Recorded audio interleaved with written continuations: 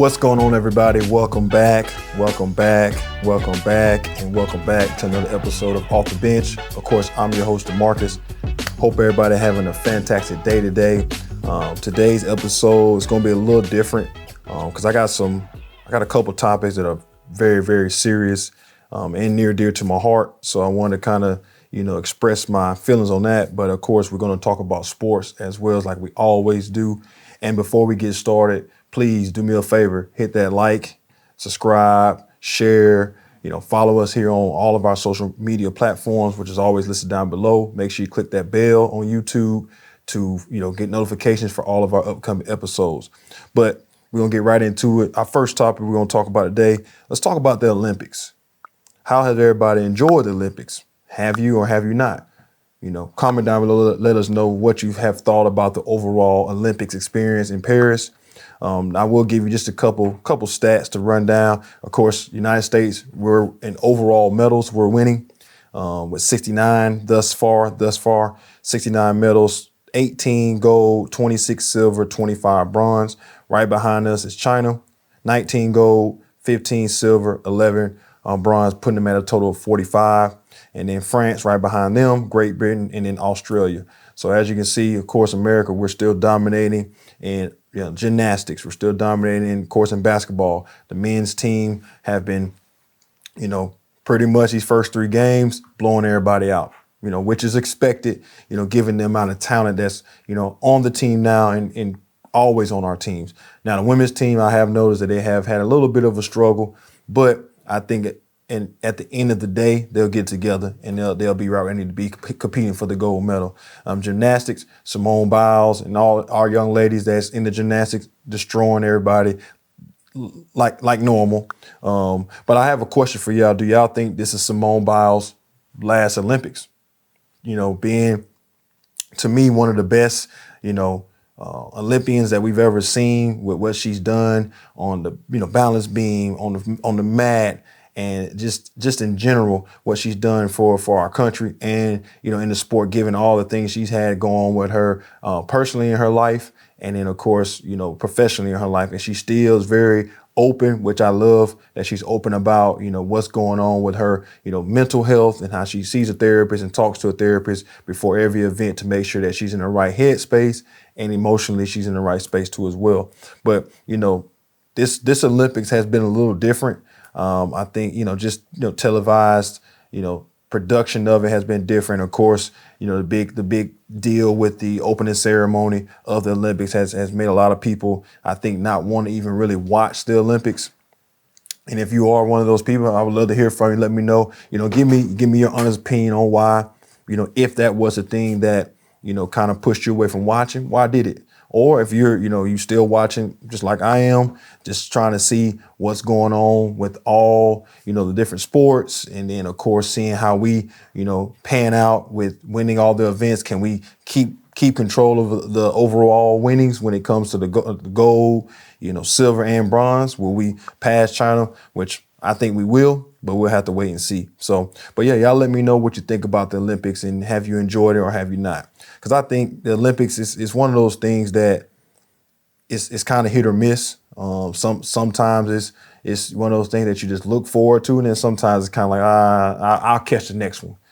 But like I say, I've mostly been watching the basketball, of course. I've been watching volleyball, and then gymnastics is kind of what the main sports I've been watching. And so far, so good with all those across the board. So we'll have to wait and see, where we finish at the very end. But it's interesting to see how close, in the gold medals we are to China, because that was kind of unexpected for me to see that. But I didn't think for one second that we weren't going to be the overall winner, because I just think, here in America, we do have an array and just so many different levels of, greatness when it comes to our sports. And seeing how we're doing isn't a real huge surprise, but I'm glad to see that we like I said, we're doing our thing in the Olympics. So y'all let me know what you thought. So now let's transition into the NFL. So I'm sure y'all all saw Tyreek Hill just signed he reconstructed his deal and then signed a 3-year, basically, reconstruction and extension of his contract, which was was a good deal for him. And congratulations to Tyreek Hill, because I think that was well deserved with everything he's been doing, for Miami. And of course, they just signed Tua. And I've been watching the offseason, man. These guys been getting to the bag this offseason.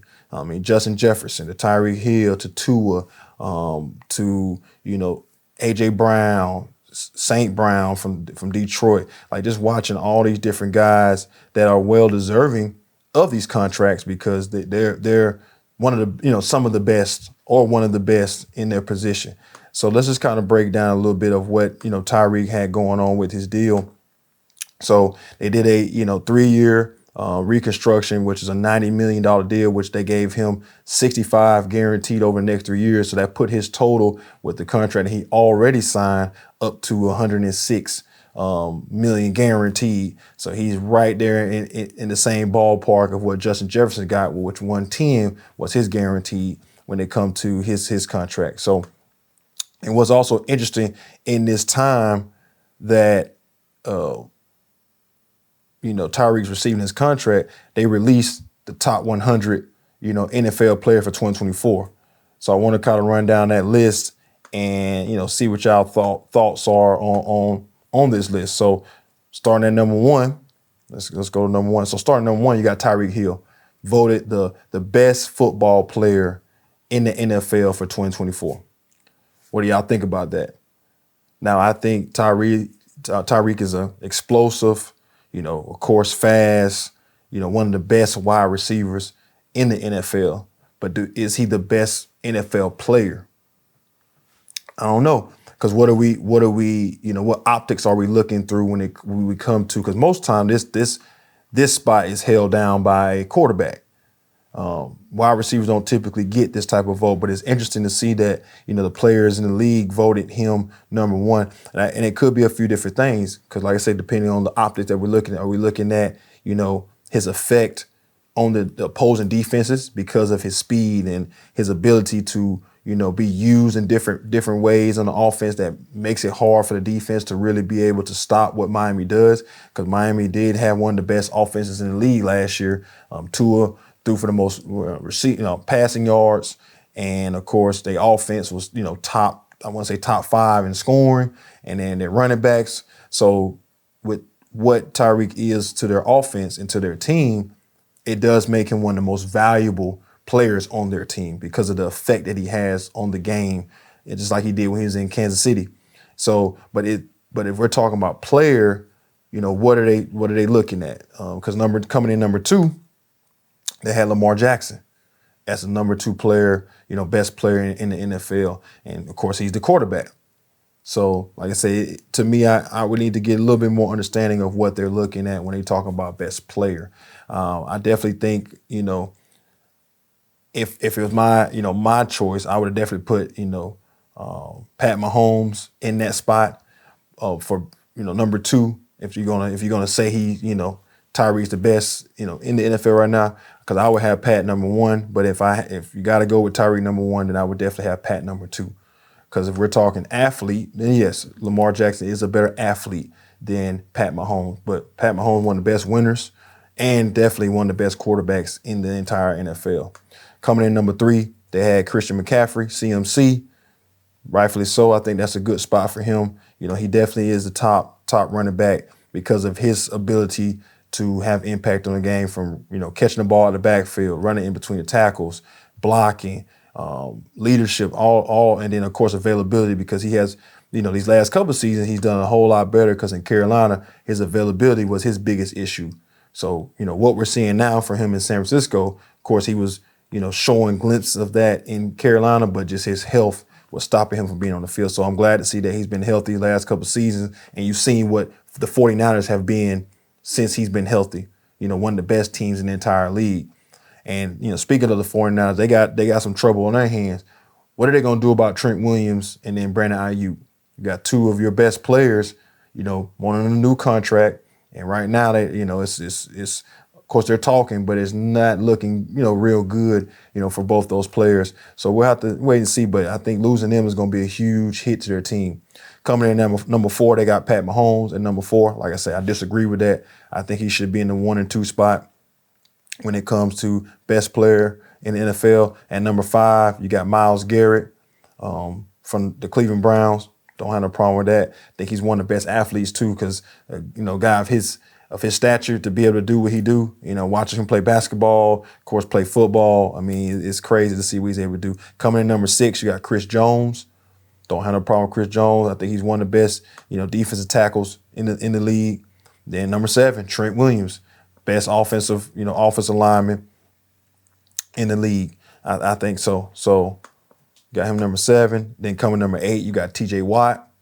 Don't have no problem with that. T.J. Watt is definitely a dominant, outside linebacker for the Pittsburgh Steelers. And then Travis Kelce rounding off at the number 9 spot. This is our first tight end you see in the top 10. Don't have no problem with that. I think Travis Kelce is, one of the best tight ends in the NFL. Now, he's not the fastest, not the quickest, but availability, reliability, and then, of course, his leadership and his passion he plays with, and then that connection. He's got that same connection that Tom Brady had with Gronk in New England. So him and Pat, they're rolling. So I think number 9 for him was a good spot. And then coming in number 10 is Max Crosby from the LA Raiders. I think Max, these last couple of years have definitely showed his versatility and his dominance playing on the defensive end. And, he's one of the shining lights, for the LA Raiders. So it's cool to see him, on the field, especially after, suffering, a knee injury and, kind of things he's gone through in and off the field. So that was pretty cool. So we're gonna go down the list a little bit more. We'll stop at, top 20, and then we'll discuss a little bit more about him.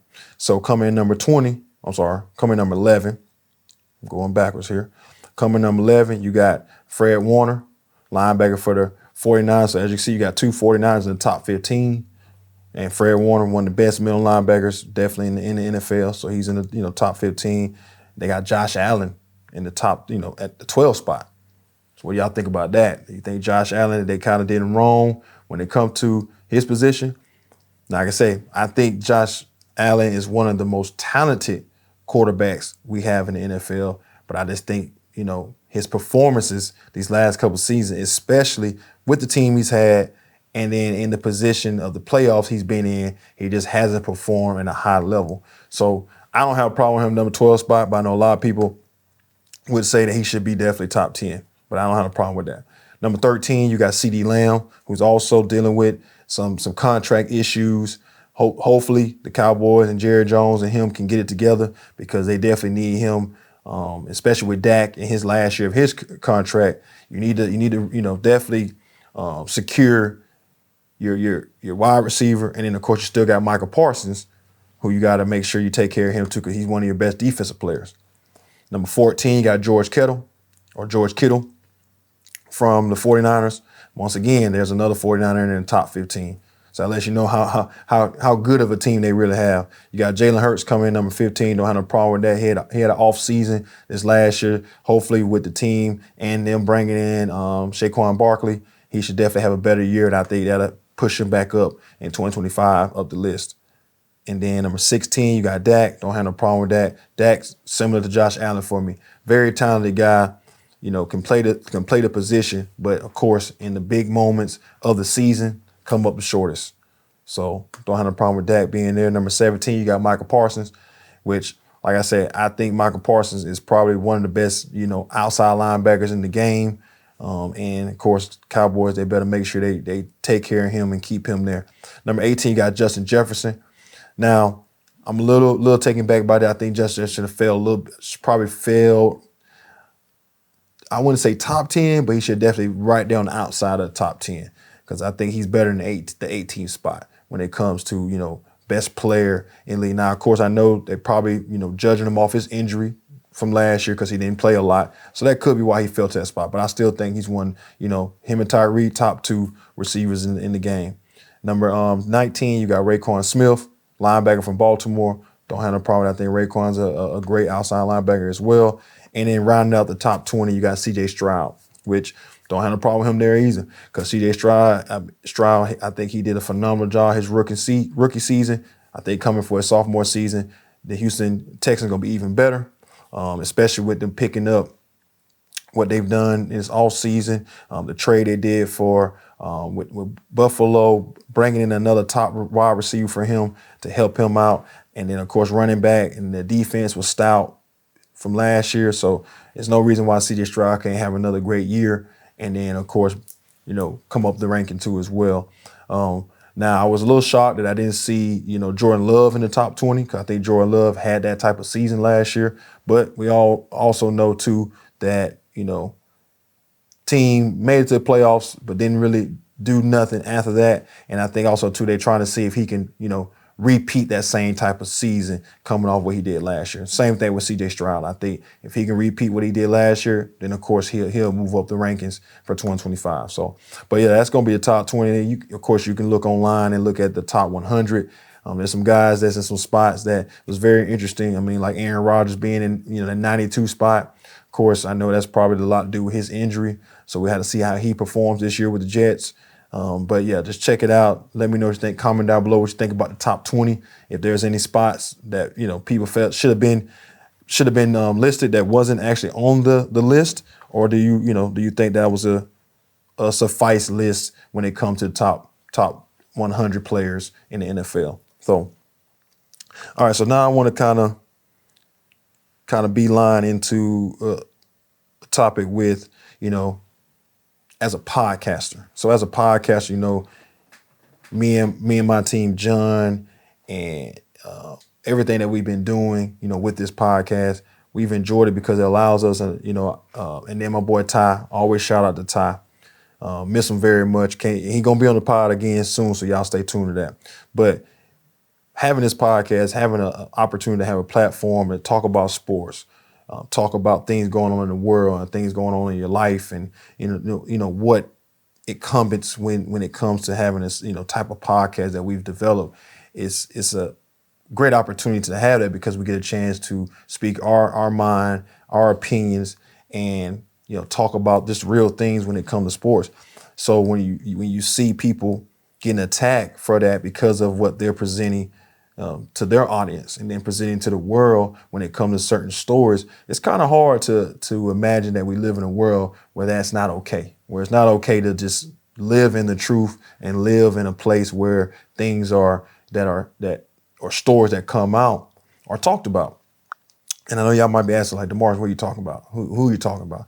So I'm sure y'all all know Club Shay Shay. Shannon Sharpe has him a podcast, and he's had some controversial episodes that's come out, here recently with some celebrities that I'm gonna stop there, because I don't like to really say the word celebrity. I just like to say well-known people. So he's had some episodes with some well-known people, and they've come out and they've talked about other well-known people. And a lot of people have, been upset and mad that he's allowed these people to do that. But at the end of the day, like I say, I think as a podcaster, when you're trying to present information and trying to provide information to people, sometimes it comes off a little raw, sometimes it comes off a little harsh, but it doesn't make it a bad thing. Now, of course, I know these people that might have been talked about didn't really want that type of information out about them. But in this world we live in, a lot of times you can't really run and hide from the truth. Eventually, it will come to light. Even if you think you're trying to bury it deep in the dirt, somebody's going to find out and somebody's going to have something to say about it. Now, is Shannon Sharpe purposely trying to put people on blast? I don't think so. I don't know the man, but I don't think he's purposely trying to create these moments to where people are coming on saying what they're saying. I just think he's trying to have conversations with people, and it kind of deviates into certain different topics, and he just let the people go. He don't really stop them. Now, I know some people might say, well, DeMarcus, he should have more control over his podcast. I can understand that, but at the same time, too, you don't want to have people that come on that are showing your platform love to come on for you, to have a conversation with you, and then feel like you're trying to zip tie or tie down the conversation because you might not like the opinion of that person that's on your on the show with you. So I think that's why he just kind of lets him go, But I just think living in the type of world we live in now, where canceling is always the first the first action is we need to cancel this person, or we need to stop this person from having a platform that they have developed and they have, put their hard work into. I just don't think it's necessarily that needs to be the automatic response to it. I think it needs to be more of, okay, hey, Shannon, let's sit down with you and let's find out, why did these conversations turn into what it turned in? Or did you, was it just one of those just innocent things that just happened to turn to that? Or was that your plan the whole time around? Because if that's your plan the whole time, then, we don't want to be on here and try to spread stuff and be divisive. But we also understand that being on the podcast, we're part of an entertainment group. So we want to be entertaining to the people that's watching. Because if we're not entertaining, you're not going to watch. Just like if my podcast or anyone else is not entertaining, you're not going to be a fan. You're not going to stick around. You're not going to continue to watch and support what they're doing. But I just don't think we should automatically go to get them out of here because of a couple or a few, and if it's however many it is, conversations that people might not agree with what that person said doesn't mean that the podcast is bad or Shannon's bad for having those, those actual episodes come out. I mean, hey, like I just believe, hey, if you don't want things to be known, and just do the right thing. That's just how I feel. Just do the right thing. And I think you won't have to worry about people saying things about you that you don't want them to say. And then, of course, we also know that there's, when it comes to these well-known people, there are conversations, there are moments that are shared that people become, have animosity. People they have grudges. So we know sometimes that's a contributing factor to why people might say what they might say about somebody in another industry or in a current industry that they work in, because they want people to know that they've been mistreated by these individuals. And so, because maybe they feel like the way they've been presented to the masses is not correct. So you also got to be careful with that. You don't want people to come on your platform and turn it into something that was never meant to be. So, but shout out to Shannon Sharpe, man. I think, I enjoy his podcast along with many others. And like I said, it's unfortunate to see, the kind of attack that's been on him, for his podcast. But I think eventually that noise will kind of calm down and, people will continue to watch, or they won't continue to watch.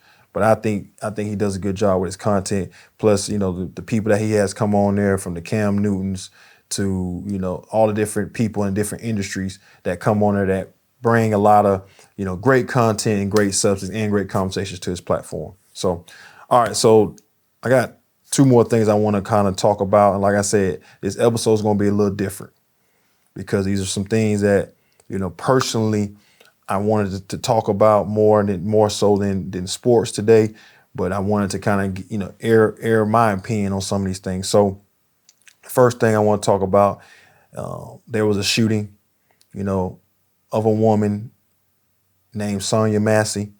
If you haven't heard the story, please look it up. It was, I know we're in the month of August now, but it was this past month, July, where, Miss Sonya Massey called for help from the sheriff department because she felt like there was an intruder or a possible intruder outside of her home.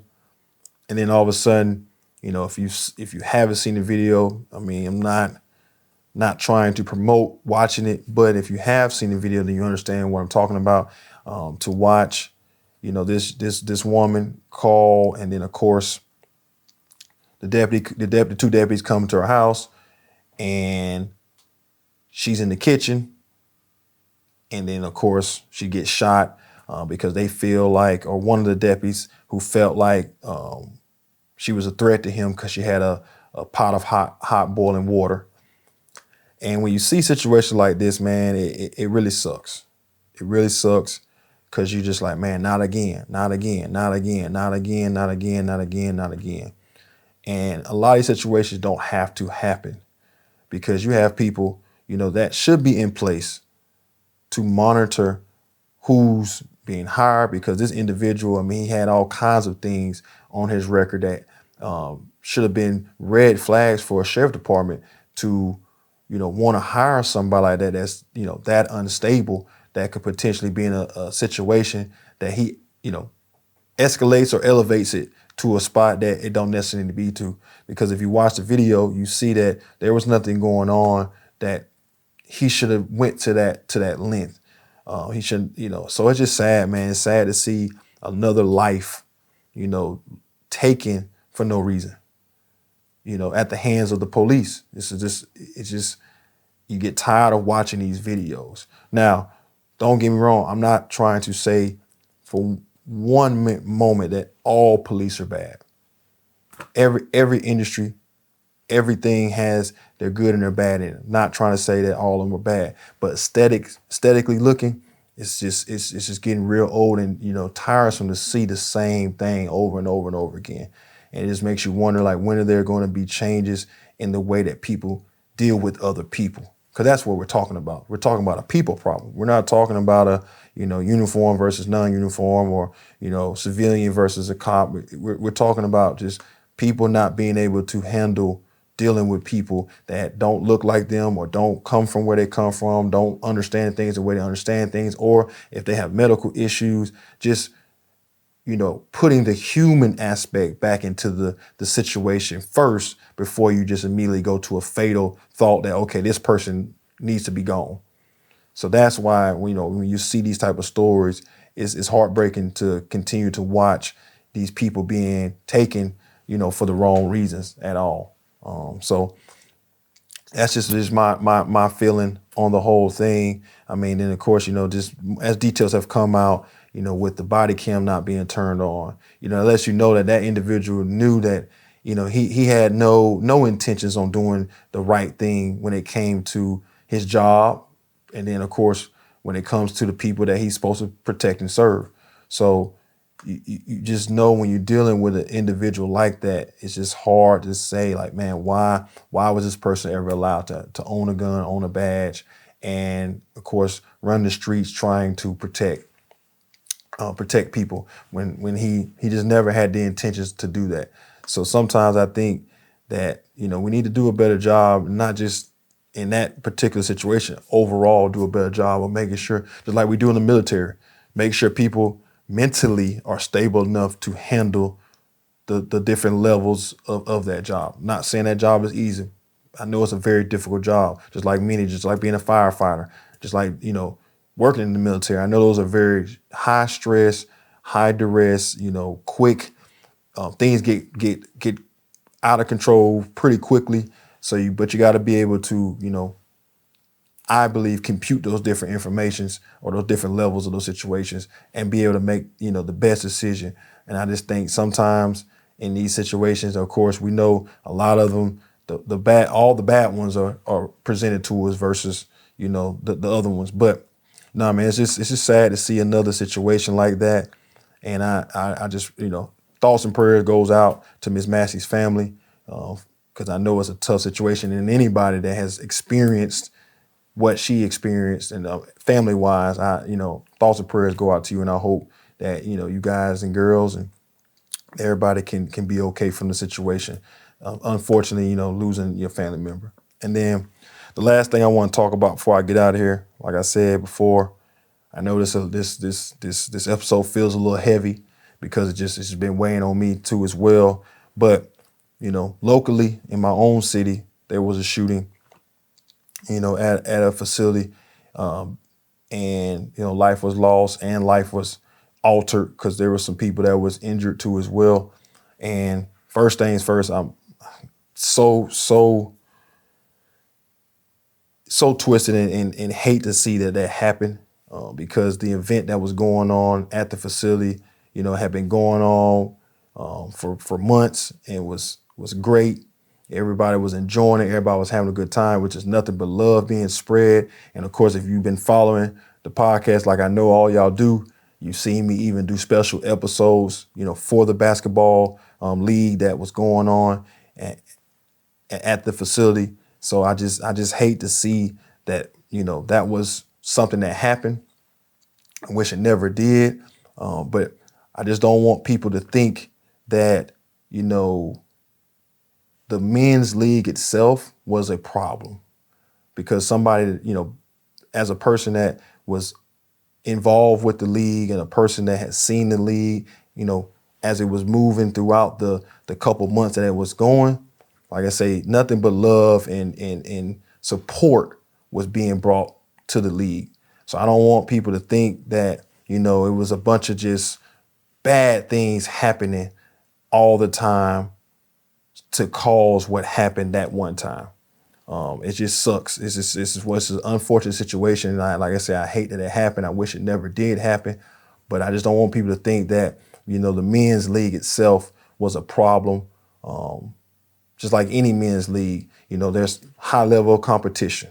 There's people that are, in there that's trying to win. There's people that are, talking trash, families and friends, rooting and all that good stuff. Just, there is the environment of basketball that was being, displayed, that if anybody was in the building to see it, they'd be like, man, that's a positive event, and that's a good thing going on those individual nights for all those people that love the game of basketball, love hanging out with your friends, love being able to say, hey man, we got you that night. Now you come back and try to play us, and let's see if you can get us back. So just the friendly competition of what I myself love, and a lot of people who play sports, you just love that friendly competition. It's just unfortunate that particular night was one of the outcomes, which, like I say, hate that happened, wish it never did. Thoughts and prayers goes out to all the families that have been affected by that situation. But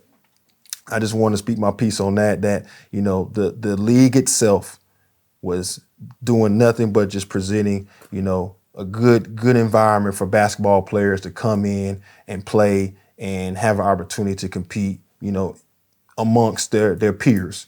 So like I said, I'm just sorry that, unfortunately, the outcome that we experienced was there, but I'm also thankful for the first responders that was there, on the drop of a dime. Even the people that was, participating in the league. We had some, guys and girls that work in that field that was, they hop right to it to help people. And then of course, when the police, arrived to look at everything, I was just very happy to see the response as it was, and I'm just thankful for that. But man, I'm gonna leave it on that. And if you have any comments on anything I've talked about today, please always comment down below. Let us know what you thought today. But I just wanted to speak my piece and speak my opinion on what was going on with those two events. Like I said, the Sonya Massey shooting, and then of course the unfortunate shooting that we actually experienced in our own city, here not too long ago. So I want to thank y'all as always, man, for watching. Like I said, I know this was a little bit different, but please understand, sometimes these conversations, need to be had, even though this is a sports podcast and we like to keep it about sports, but there are real things and real people that are affected in our everyday lives. And sometimes, we need to shine a little light on those just so we can, know what's going on and to be more proactive and preventive of trying to come up with different policies and procedures that can help, make these events even better experience for people. Because we all understand how important sports are in the world, because that's what the Olympics is for. You see how the world is always a part of sports. So real life, real situation, real people, they impact that too as well. They have a place in that too. So we need to be able to shed light on that as well. And I thank y'all for giving me the opportunity to talk about it. And like I say, as always, comment down below. Let us know what you thought about today's episode. And before you leave, please hit the subscribe button, hit the like button, hit the share button, and follow us on all of our other social media platforms, which is always listed down below. And man, y'all have a great day. And until we see y'all next time, peace.